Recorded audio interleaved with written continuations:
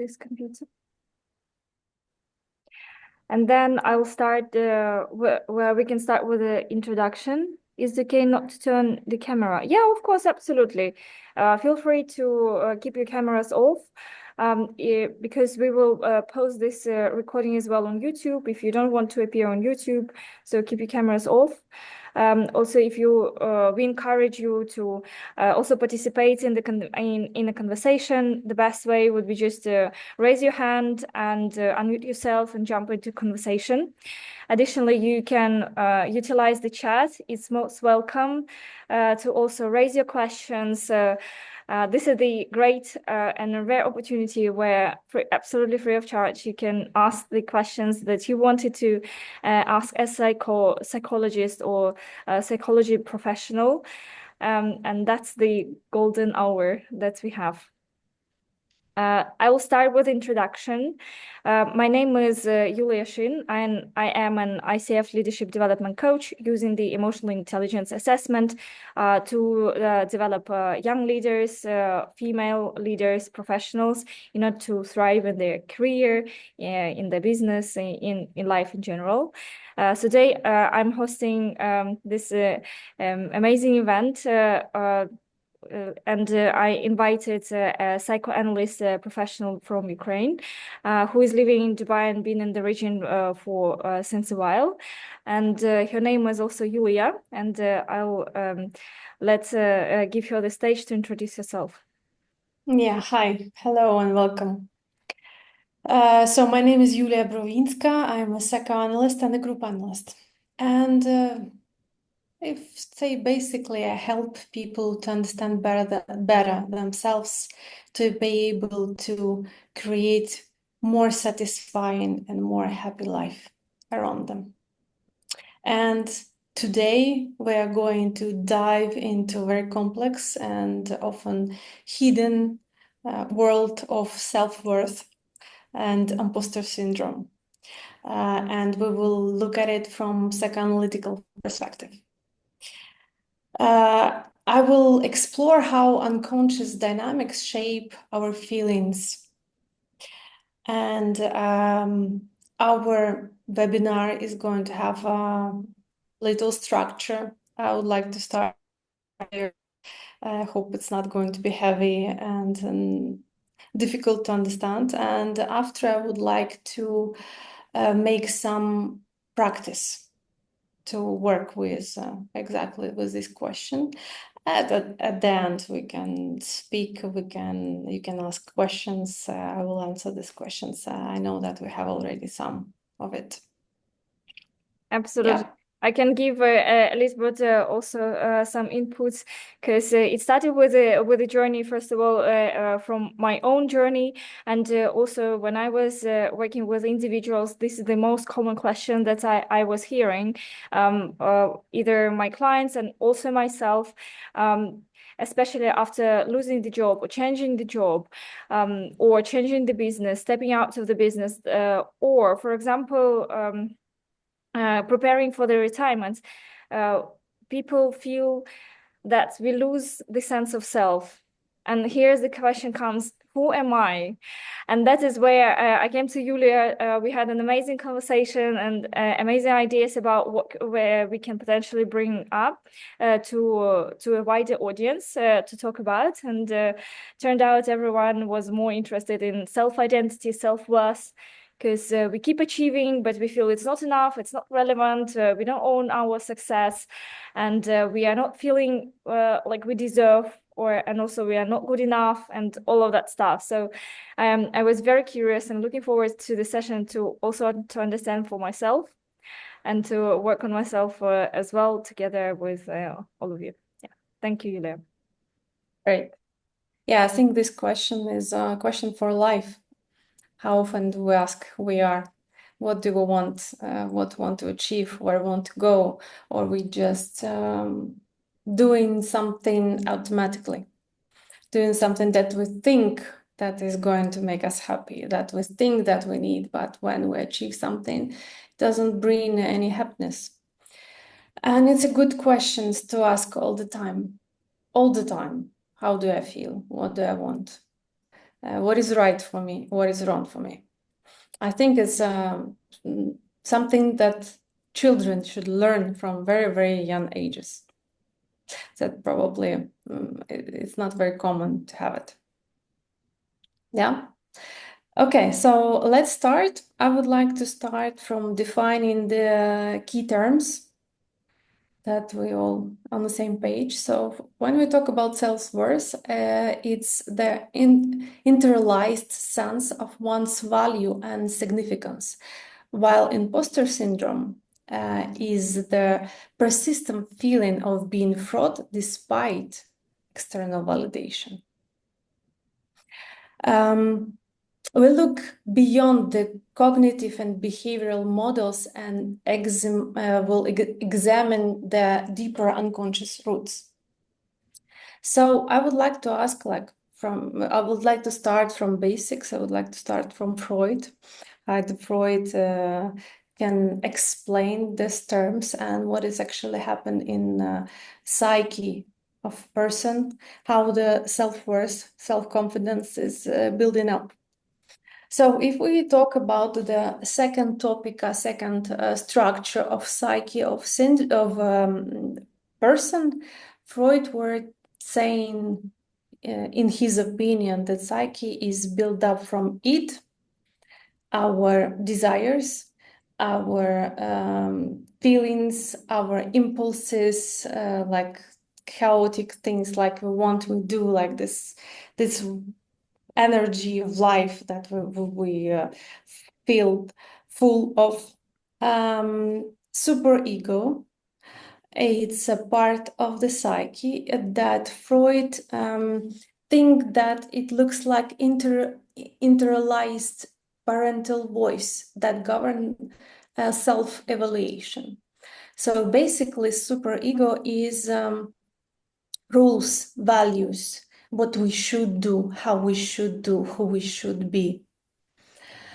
And the third aspect is ego. I think that many of us heard in like popular psychology that ego it's something bad, it's something that we feel about ourselves, I don't know, using other people. Like in psychoanalytical theory, ego is different thing. Like ego is one of the most important part of the psyche, as it is mostly unconscious. Superego, partly unconscious, partly conscious. Ego is also partly unconscious and partly conscious.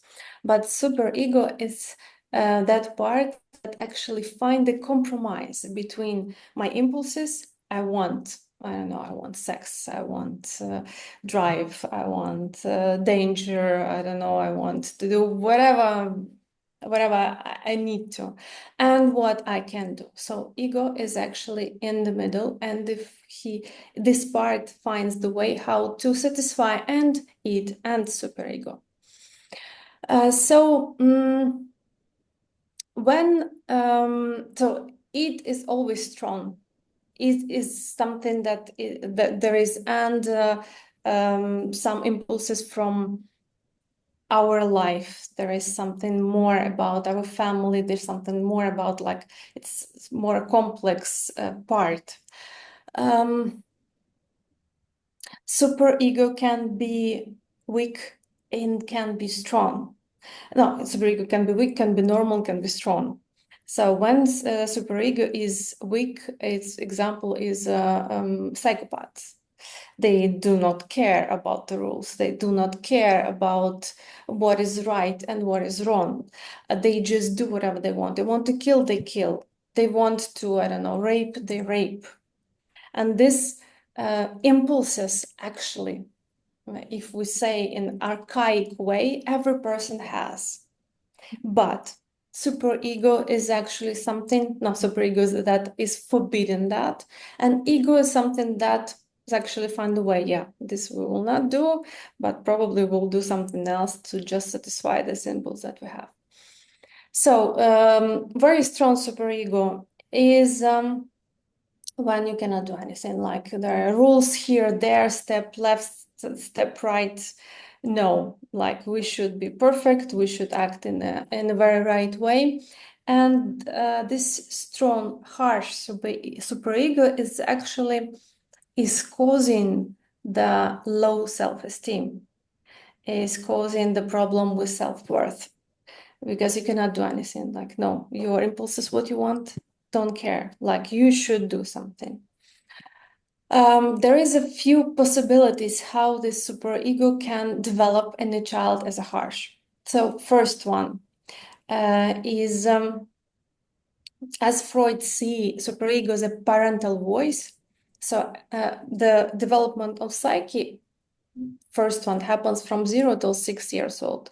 So everything what parents teach us, everything what parents say to us, everything what culture brings is actually building up the superego. If the father or the mother is too harsh on a child, that he have to behave, he cannot do anything what he wants.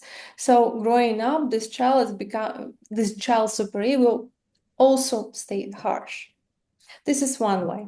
But there is another way. When the parents are very open, are very light, like do whatever you want. So you want to have fun, you want to sleep over, like everything is fine, like it's your life. As for the child, the world is dangerous. It feels dangerous when the child is small.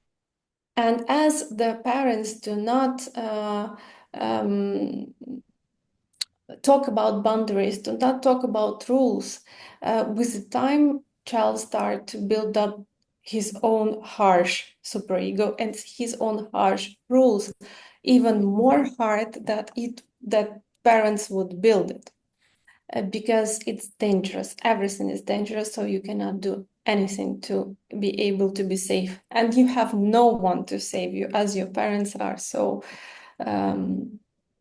open and so light and so not caring.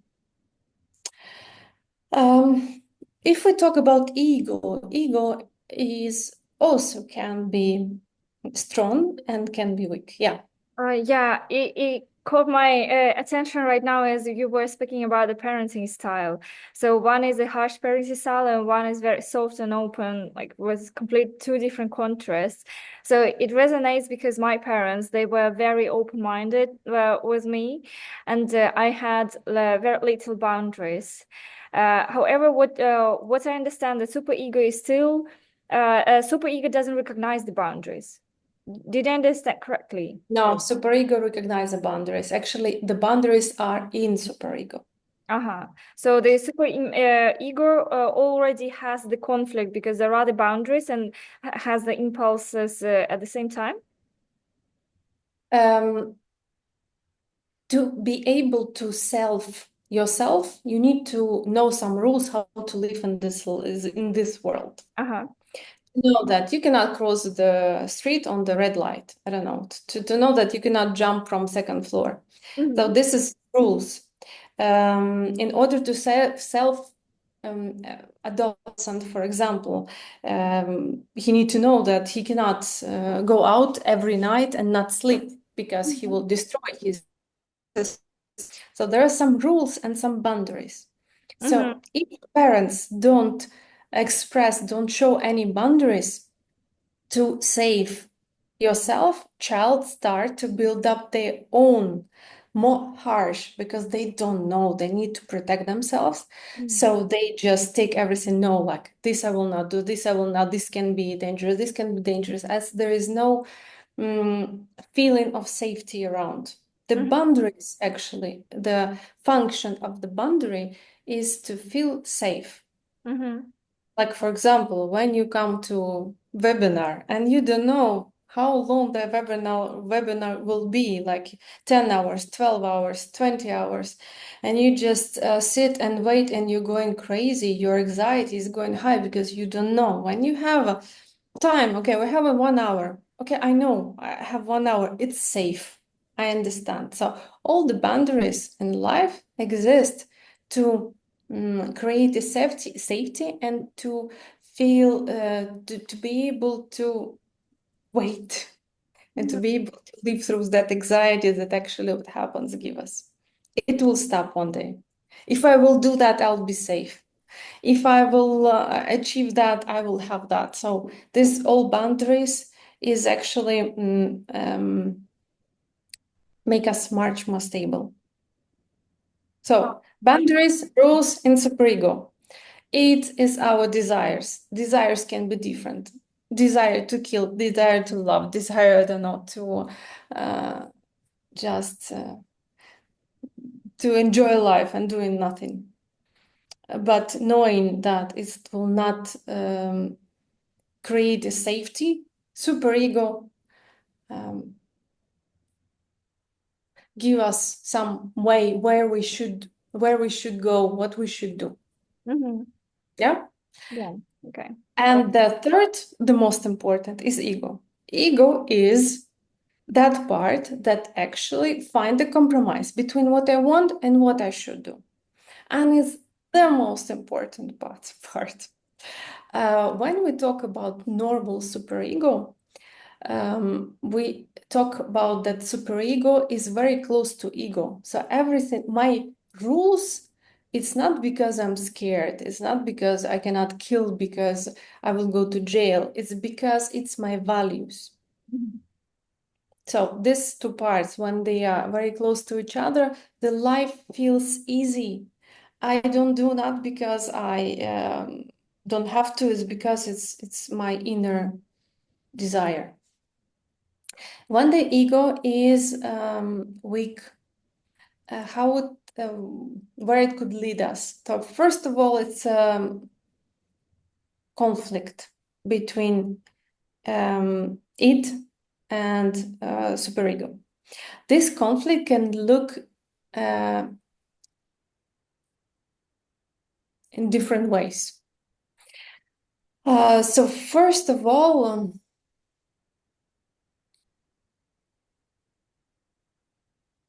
when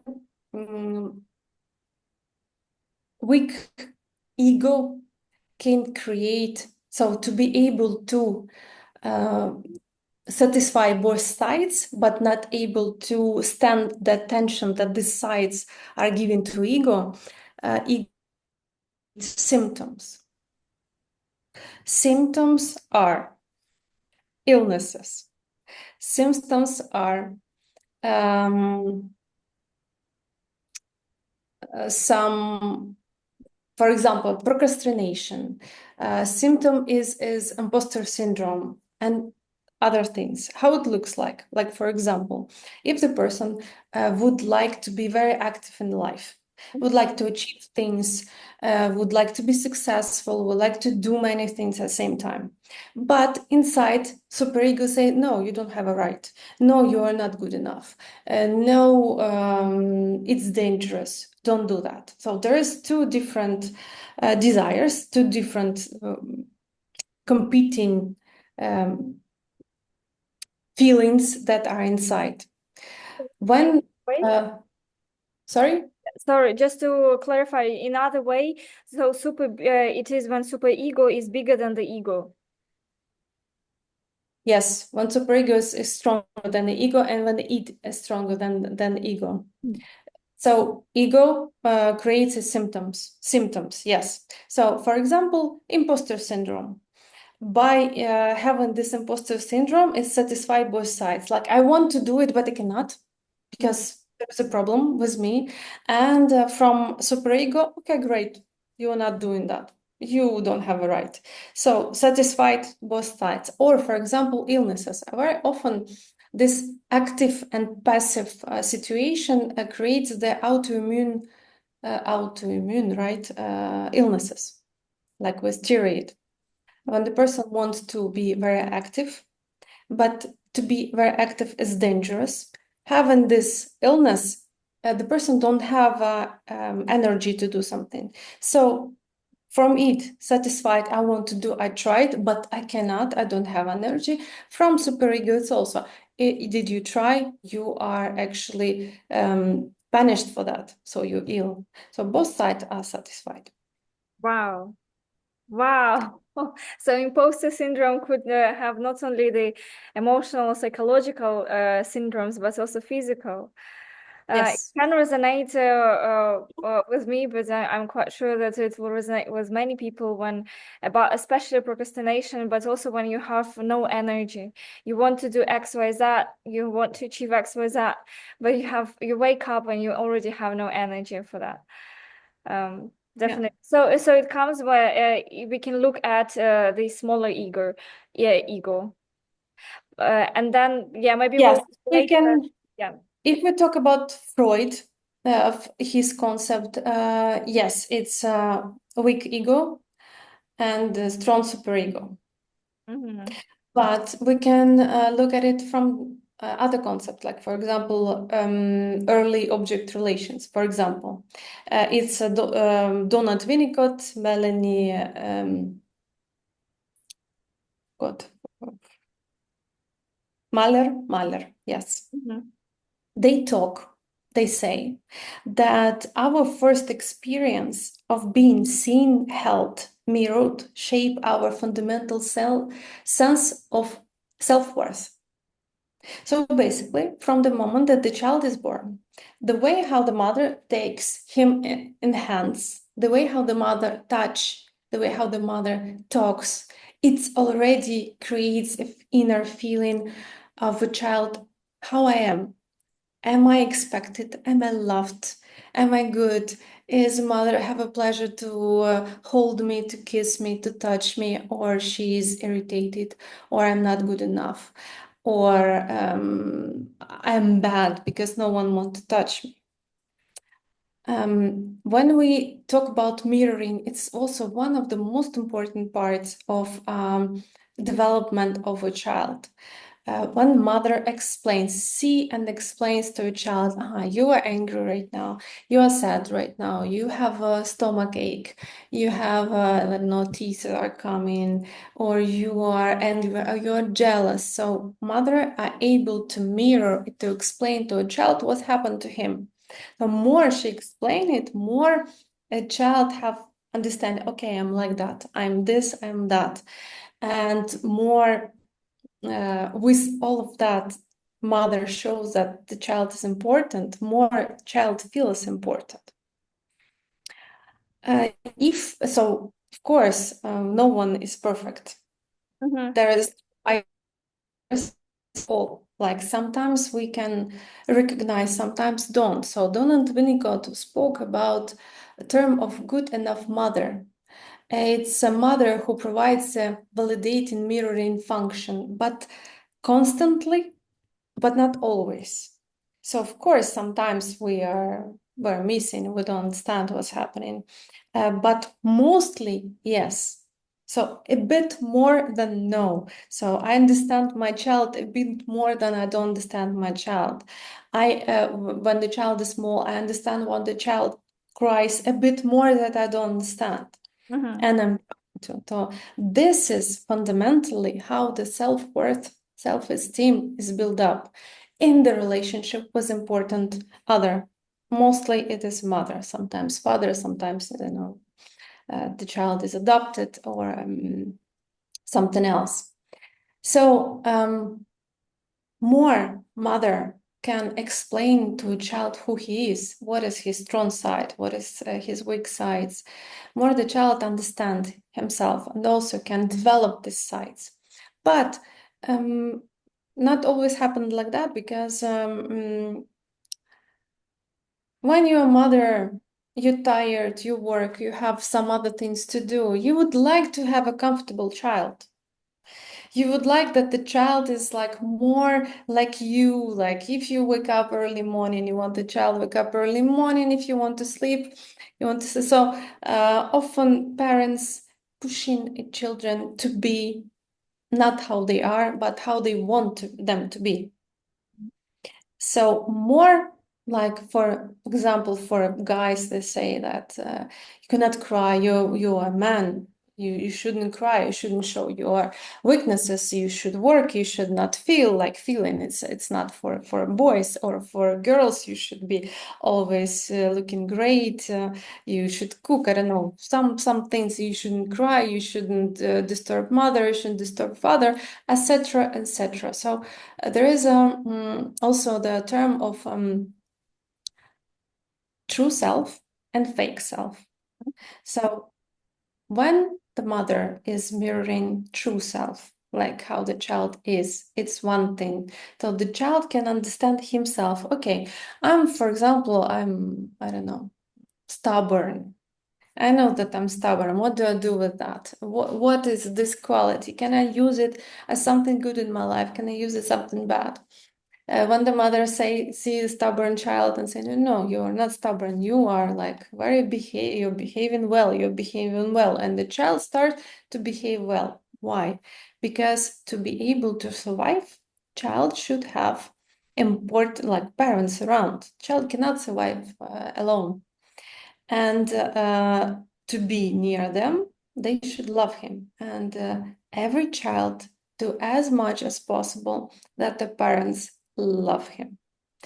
And in this context, the fake self could be developed. Not who I am, not how I am, but how they want me to see. They want me to see behaving, I will behave. They want me to say, I don't know, like good in math, but I'm good in English. I will be good in math. And it's developing this fake self, give results, immediate result that my parents loving me, but doesn't give this feeling that I can rely on myself. I know that I rely on fake things. It's not me. Like deep inside, it's not me. And this is what doesn't give people to really go further, to really sometimes they succeed, but with behind that success is a feeling that it's wrong, that something is wrong. It's not me. It's like deep inside, I know that I'm not that person, because when you develop you put your all energy to develop fake self, you don't develop real self. And real self is vulnerability, with anger, with unsatisfaction, and all of the stuff. And deep inside, you understand that I am like that. I'm angry, I'm jealous, I don't know, lazy, but I will not show all of that. I will show only my fake self that people think that I'm great, Mm-hmm. but I know that I'm not. And this imposter syndrome is also can be about it. I know that I'm not that person who I'm trying to be, who I want that people see me, how I I want. yeah, I wonder whether so even though I'm learning and I have all the experience and the knowledge, but just because in the childhood I already learned to fake myself, so it's just continuous projection of this feeling of fakeness. Yes. Mm. Yes, and it's also can be that during the life you develop not that qualities of yourself that are the strongest one. We are good in something, not good in other things, but as they say, no, you should be good in here, like you should be I don't know, the economist, and you're a great poet. Mm-hmm. And you are like working hard to be this economist, but it's not what you really like. It's not what you really can, and you know that deep inside you're a different person. So it's very hard to rely and to build your self-esteem, self-worth on fake things. But even though I accumulated and acquired already the knowledge, the expertise, but this feeling of fakeness, it remains and still remains the whole entire way. Yeah, Wow. yeah. Okay. So it means that I could potentially have this fakeness in the past, maybe in the childhood, and I carry on this feeling, even though I already have the great everything, all the tools, resources, knowledge, experience, certification, education, whatever. But it just because of the feeling, it's still stuck. And wow, oh my gosh. So, and that gets me to the question, but maybe we'll cover later how we can work on what we can do in order, first of all, to create a healthy ego, but also how we can get rid of this feeling of fakeness. Yeah. And so the problem here is that this whole situation for a child is traumatic. It's a trauma. when I cannot be myself, when I'm not accepted as myself, when I feel a lot of shame and guilt of being myself and not being accepted by my family, it's a trauma. And the trauma psychologically needs to be repeated. Why? Because psyche want to get rid of it, because there is a lot of energy there, and the psyche wants to live through that in different way. But the problem is, and the main probably thought for me is that every person, every one of us, we can recognize only what we have in our experience. We cannot recognize something that we never felt and we never saw. Mm-hmm. Example, like it's neuroscience. Cats that they were when they were kittens, so they were growing without any vertical objects, Mm-hmm. only horizontal objects. In a few months, when the brain of the cat is already developed, cat cannot recognize. He just don't see the vertical objects. It doesn't exist in his mind. So it's same for us. Doesn't exist any other experience except what we have already inside. So even though we can meet a person and we this person could be different, we would see only that parts of him that we see, that we have inside. Yeah. So this is a problem of this whole situation. Psyche wants to leave the situation differently. For that, you need to have a different experience, but you cannot have different experience because you don't have it inside. Yeah, yeah, and we haven't seen it, so we can't recognize it. So how to Yes. break this cycle? I mean, in my opinion, the fastest way is a therapy. When you go to a person who have a knowledge, and this person can show you exactly when you're going to live your uh, experience that you have and see that experience in the life, the other person can explain you like, look, and here it can be differently, and here it's this, and here it's that. So other people can mirror you or can explain you, I can show you some other aspects of the life and of yourself. So there is a individual therapy when you work one-on-one, and there is a group therapy. Group therapy is also stronger because you work not alone. You work with, I don't know, 10 other people who everyone has their own experience. And when you talk about your experience, you hear and you see and you can recognize some other experience around. Mm-hmm. And you can like have it inside, live it through, because knowing and living the experience is different things. And We one can, time when we talked privately, you did mention something that, yeah, I experienced something with my therapist. So I could potentially, even my therapist can bring the experience in relationships that I haven't recognized or I didn't have it before. So through the therapy, not only I can get the knowledge, but also I can get the specific experience that my psyche was missing and wanted. yes, it's not like experiences doesn't exist. It exists. Mm. Great if you meet some like good friend that very self-aware and could like say, okay, look, and here is this and here's that. So it's good. But normally in the private life, you don't work for other people. You don't try to help them in their life. So experience exists. It just you cannot see it. You can meet a partner and like for example, your I don't know in your experience, man was always I don't know tough, not loving, not caring, etc. And even other person would be loving and caring, you will not be able to see it. Like you would see just the signs of what you saw and only be able to talk about it and like trying to see behind your experience and to recognize, aha, and this when this person doing that, it also means that he cares. Mm. Like if he went to, I don't know, to a supermarket to buy things for the house, okay, he cares. And before I took it for granted. I didn't know that it means that. So the picture become more whole. Yeah. So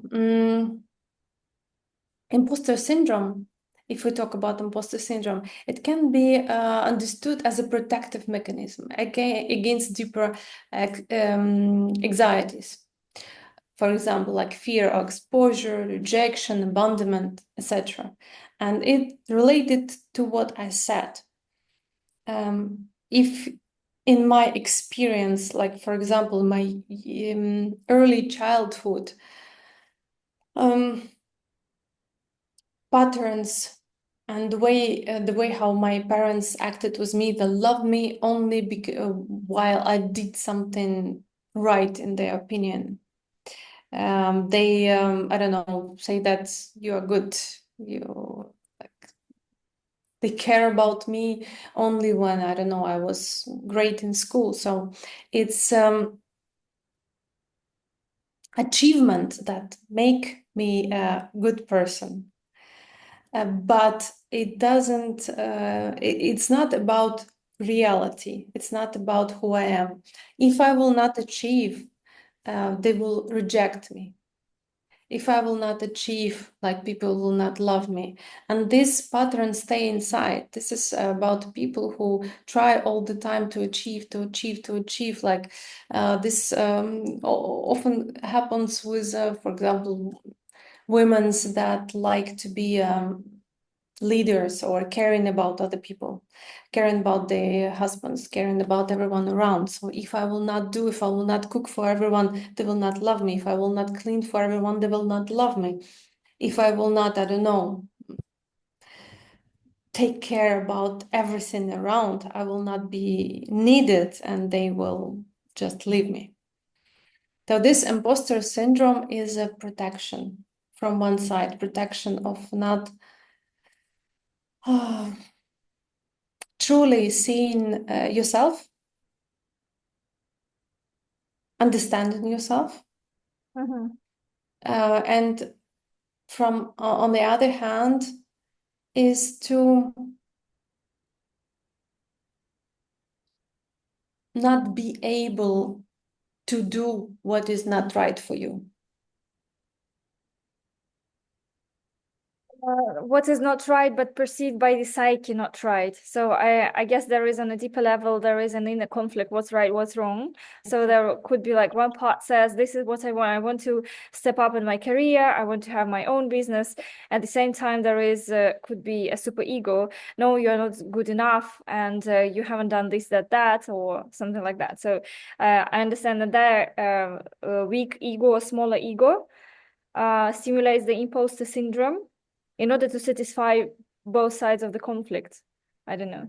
Yes, but also example of what you just said, that I want to be successful, I want to, I don't know, to achieve that, I want to buy a house, I want to, I don't know, buy a plane.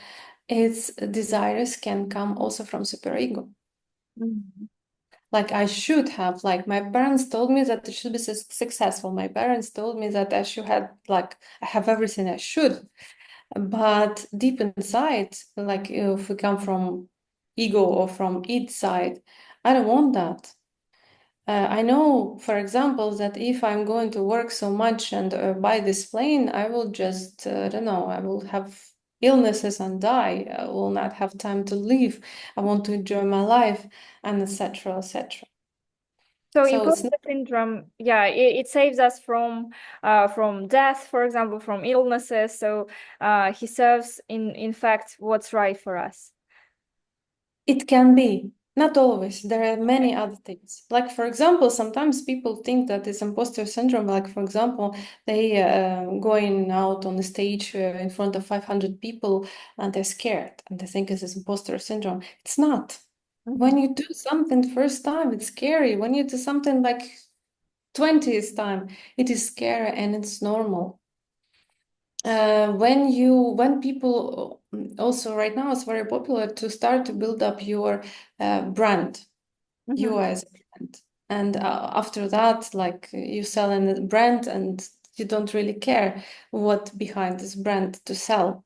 So this is fake. Like you sell the brand, but you don't know if you're really a specialist, if you really can give something important, and you feel imposter syndrome. But it's not really. It's not like there is no base behind that. Mm-hmm. There are reasons. If you trying to sell yourself as like fake self, like I will come to work and I'll show how I'm sure about myself. I know everything. I'm good with the stress, with the conflicts, but I'm not. I hate stress and I hate conflicts, and it's normal. I mean, and it's fake. So you go, you want to show something that you are not, and you think that it's imposter syndrome, but it's not imposter syndrome. It's actually really what you are not. So it's normal. So imposter syndrome, it's important to understand, to differentiate between fears and imposter syndrome. And imposter syndrome, how I understand it, is that when you have already knowledge, experience, and everything to achieve and to come across as a professional, but you are feeling you are fake still. Yes, but you can have I don't know, a lot of experience how to deal with the conflicts, but if inside yourself you don't like it and it's hard for you, it's still Yeah. hard. It's not about feeling you don't like doing it. It's about feeling that you are not an expert. You are you're faking it. For example, I'm mastering. So I know that I'm great in conflicts. I'm resolving. I'm a diplomat, let's say, negotiating. But feel inside even when I resolve diplomatic conflicts and win the agreements, I still feel like I'm fake. Unlike those who know, okay, I know that I'm great at winning the deals, but I just don't like it. So this is not the imposter syndrome. It just means that you're just resisting what you are doing. Yeah. Okay. There was one question that you wrote me about what to do if you achieve one thing and you need to achieve another thing, and one after another. It's never enough. It seems like there is no possibility just to own your experience, to own your expertise, to be able to stay there and say, okay, good, it's me.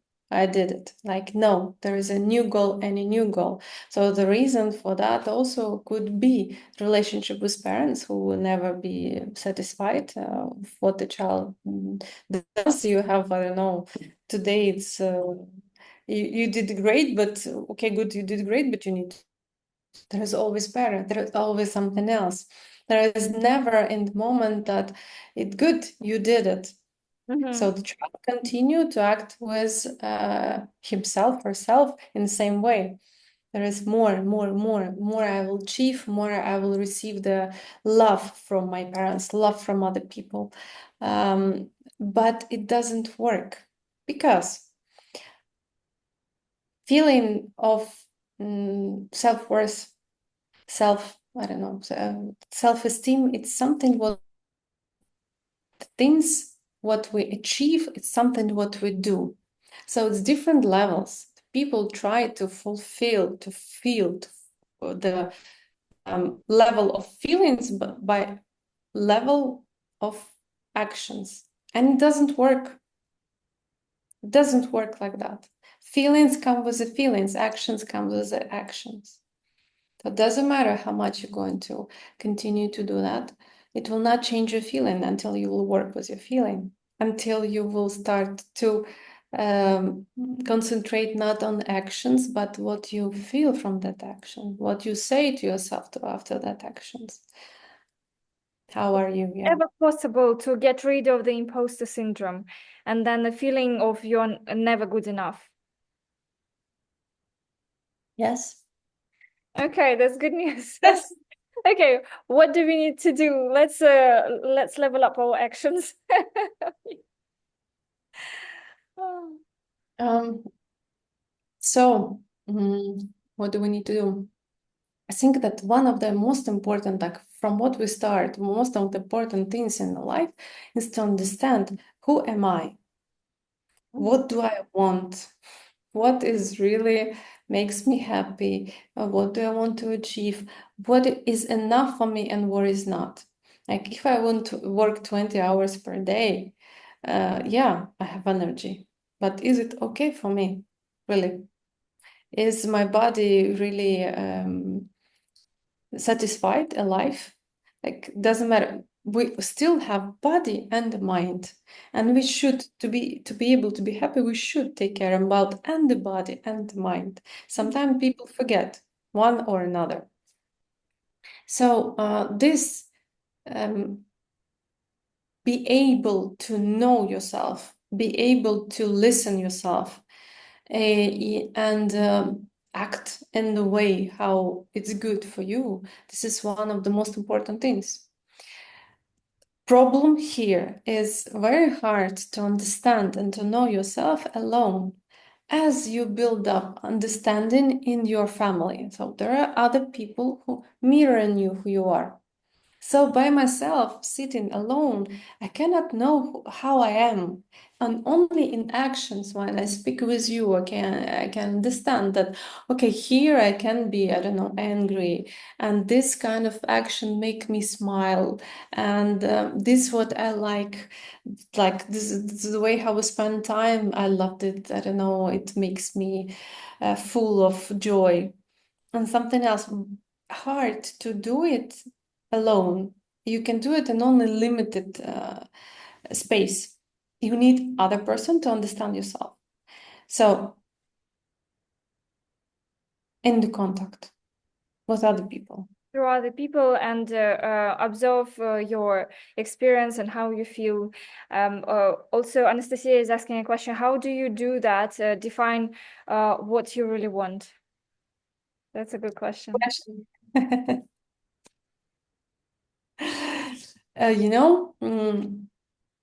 Often we think that first I will know what I like and after I will do it. But it actually doesn't work like that. To understand what I like, I need to try. When I'm trying something, I know that this is good for me or not. Of course, I'm not saying to do some dangerous stuff and some, I don't know, drugs, whatever, like what I like. I'm saying that in life, to understand what I want, you need, first of all, to try. And try and you understand this is good for me. This like, okay, I'm smiling. I finished playing paddle and I'm smiling. I'm happy. Probably something what I like. But playing every day paddle and after 7 days I go out, everything hurts, like probably it's too much for me. So trying do things, trying to understand and trying to understand with other people. So great, as I said, for me, the fastest way to understand and to work with yourself is in therapy, is in group therapy, individual therapy. You go much faster because here there is a time exactly for that.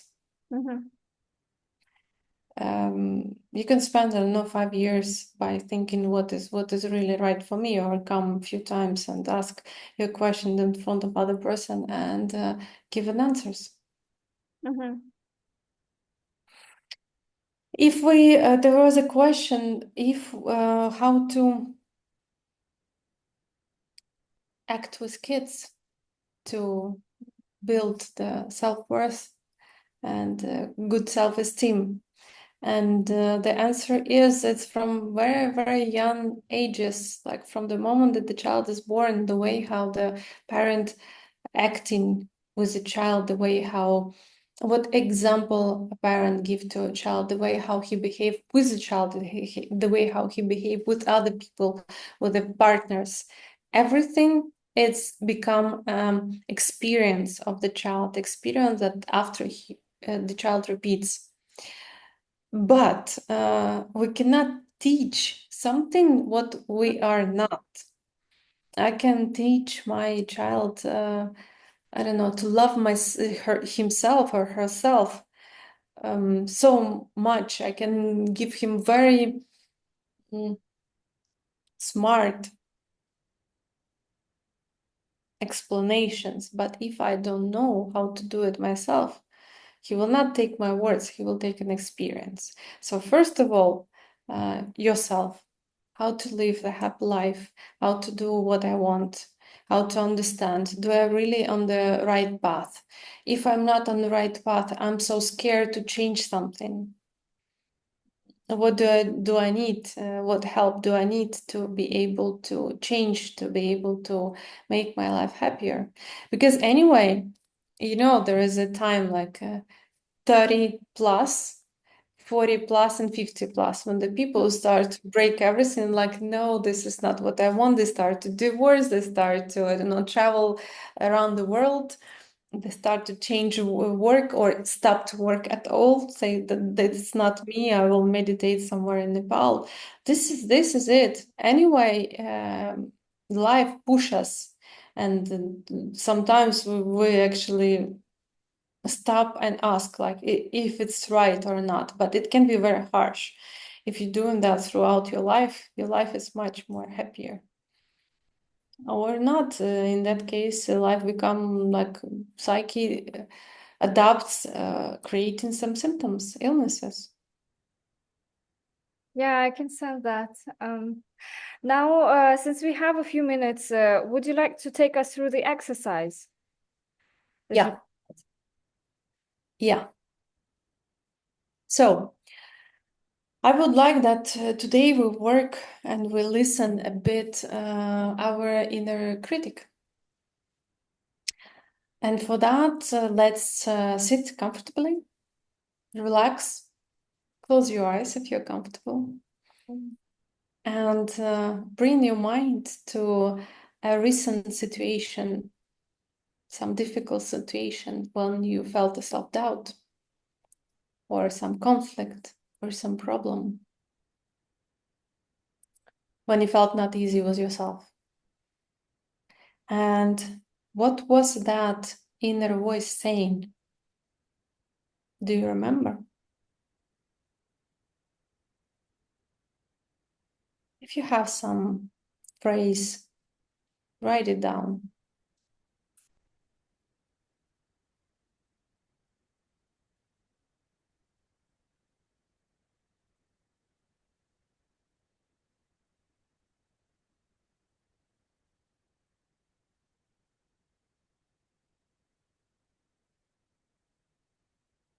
And now when you have this phrase and you heard that voice, can you listen to that voice? He sound like, or she sound like who? How that inner critic look like? How he, she behave? Is it a strict teacher, judgmental parent, yourself, sarcastic friend? And when right now you see this inner critic in front of you, you can imagine him. Ask him a question. Why? Why you speak with me like that? What do you want to achieve?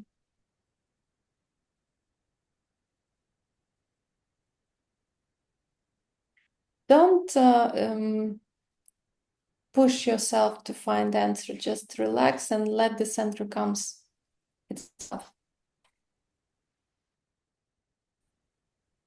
And now ask other question. When you start to be with me? At what age?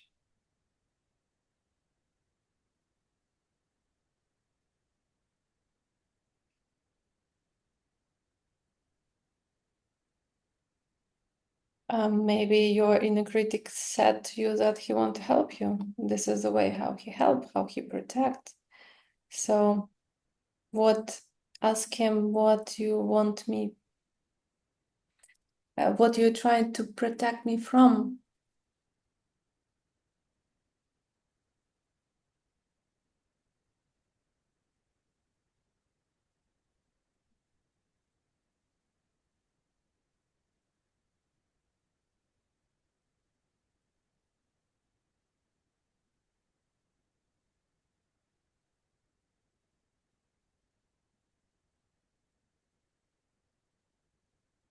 And now ask him, is it possible that you talk more nicely to me? Do you think that there is some other way to achieve what you want by acting differently? Doesn't matter what your inner critic will answer you, yes or no. No, you deserve it. No, there is no other way. Just find the way, what you would say to yourself, to that phrase that you remembered in the beginning, that it will actually help you and not destroy you.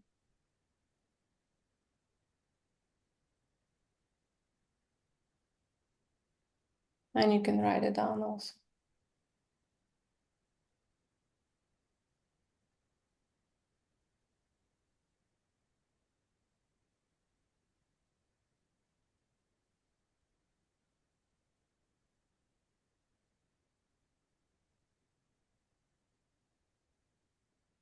Now, still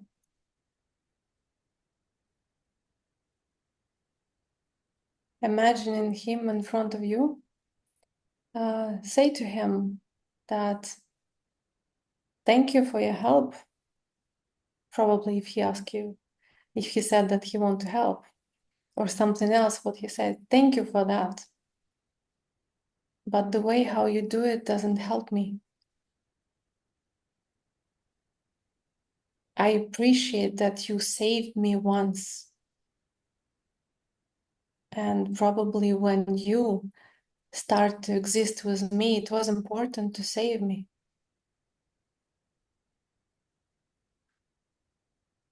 But now I need a different way.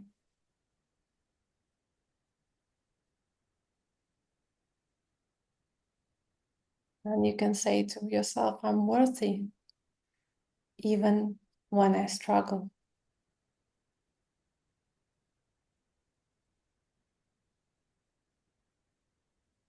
I'm good. And I will help myself.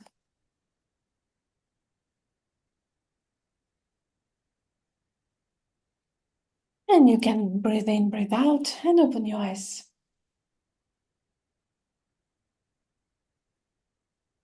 How do you feel?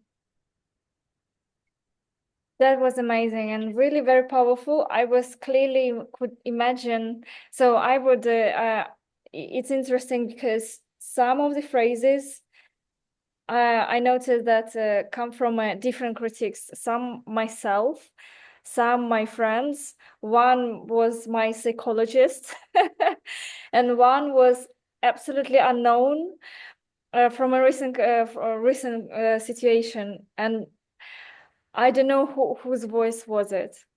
It sounds very familiar, but I didn't recognize. I couldn't make a link. And then I created an image of a gentleman with a hat, and what he was saving me from illusion. And yeah, there is a link to my very early childhood. No surprise. But yes, the phrase that we came to that would help me in alternative or similar situations is saying that you are loved. So that's what I came up with. Yeah, Yeah. this exercise is very powerful exercise all the time, because inner critic live with us every day. And when we hear him, like we should ask, what do you want? Why? Why do you do that? And always, it's not even often, always, he wants to save us from something, from that pain that we felt. From, I mean, it's very important at what age it starts to be with you.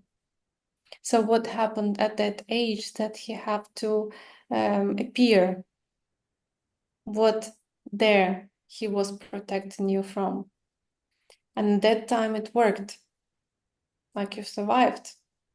And right now he continued to do that. It's important to talk, like you talk with yourself, but you talk with inner critic. Like, why you do that? Okay, you want to save me? Okay, let's think what we can do differently.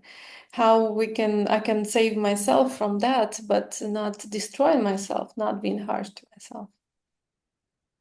So it's something to repeat. Yeah, I wrote down for myself, especially the phrase, what you said is, we cannot teach children what we are not. So, Yeah. maybe we have any questions from other Anastasia, Ilona, Irina, if you have any questions. Otherwise, we can wrap up. I didn't notice how the time flew by.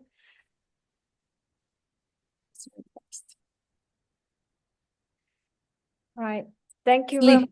Section for the after, they're going to be a question they can write under the video, and we will answer to them. Sure. If someone Thank you, girls, to you both.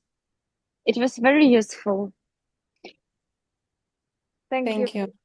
What was did you have any highlight today, Irina?